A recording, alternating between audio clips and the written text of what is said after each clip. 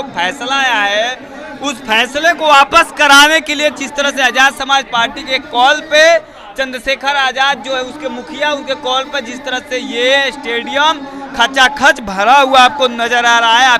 तो ये जो तस्वीरें आप जो देख रहे हैं ये कहीं ना कहीं संकेत कर रही है कि जो तीसरी पीढ़ी है अब वो राज करने के मूड में है और वो तस्वीरें आपको ये देखने को पूरा का पूरा मिल रहा है। ये देख सकते हैं कि परिषद में जो अंदर स्टेडियम है उसमें बैठने का थोड़ा भी जगह नहीं था।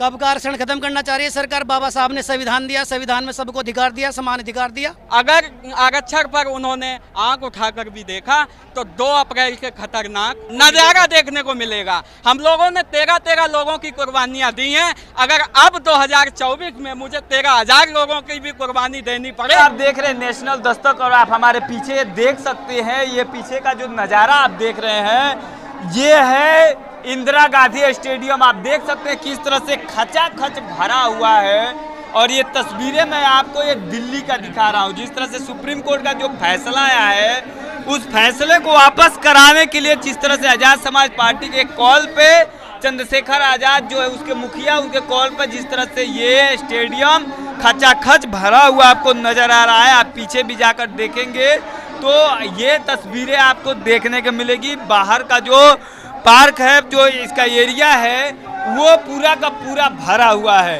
ये तस्वीर मैं आपको दिखा रहा हूँ और आप देख सकते हैं यहाँ पे जो लोग जा नहीं पा रहे हैं पूरा का पूरा वो समय आ चुका है। हमारे महापुरुषों ने कहा है कि पहली पीढ़ी मारी जाएगी, दूसरी पीढ़ी जेल में जाएगी और तीसरी पीढ़ी राज करेगी।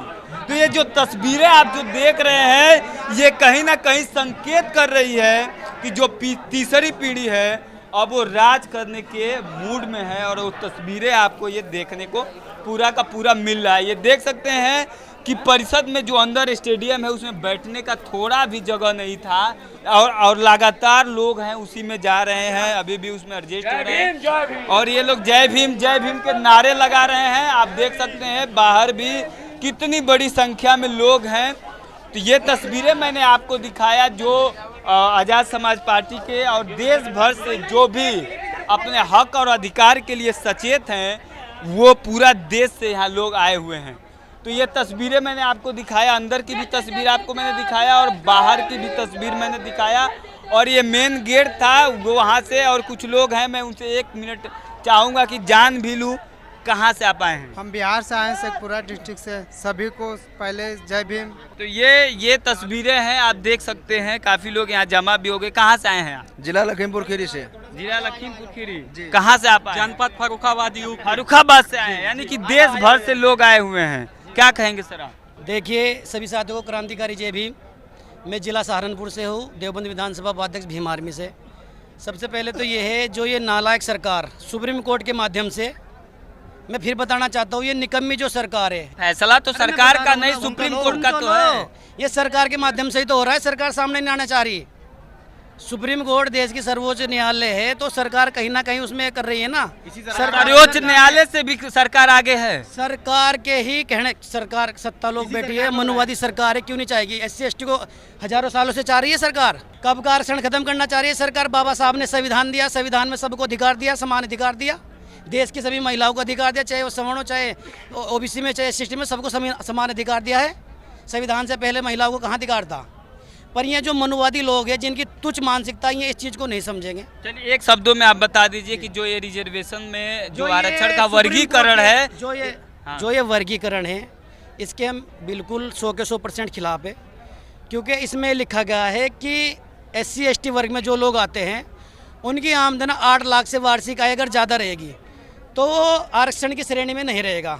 तो हम इस नियम का विरोध करते हैं और SC ST वर्ग में जो ये क्रीमी लेयर डालना चाह रहे हैं उसको इन्हें हटाना पड़ेगा, चाहे हमें 8 से 8 बजानी पड़े। हम इस सरकार को बताना चाहते हैं और सुप्रीम कोर्ट के जो 7 जज है, 6+1 जो 6 जज इसका समर्थन कर रहे हैं और एक विरोध करता है, तो हम उन्हें बताना चाहते हैं कि ये फैसला आपको वापस करना पड़ेगा। क्योंकि आज के युवा लोग समझ चुके हैं, पढ़े लिखे लोग हैं, बहुजन समझ चुका है क्या चीज़ है क्या नहीं है। हम आरक्षण पर बिल्कुल भी उंगली उठाने नहीं देंगे। ये देश का युवा है, देश का बहुजन जाग चुका है। आप कॉलेजियम सिस्टम पे कुछ बोले, क्या कहें? कॉलेजियम सिस्टम खत्म होना क्यों चाहिए। खत्म होना चाहिए?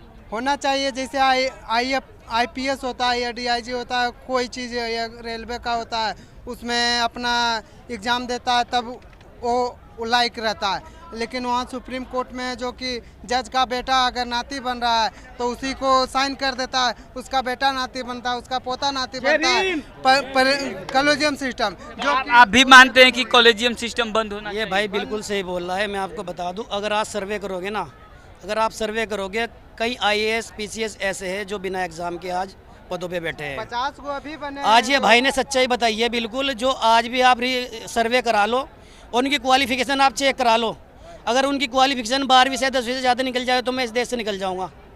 जो लोग बड़े बड़े पदों पे बैठे, सुप्रीम कोर्ट में बैठे हैं, जो IAS PCS बनने हैं ना, क्वालिफिकेशन उनके इनके मनुवादियों के हाथ में ही चाहिए। है। आप इस देश के मूल निवासी काहे कह रहे हैं कि देश से निकलने की बात करें, क्या कहेंगे आप? मेरा ये कहना है, मैं लखीमपुर खीरी से जिलाध्यक्ष सुनील चौधरी। मेरा मानना ये है जो सुप्रीम कोर्ट का फैसला आया है, इसकी आड़ में एक बहुत बड़ी कुठाराघात चल रही है।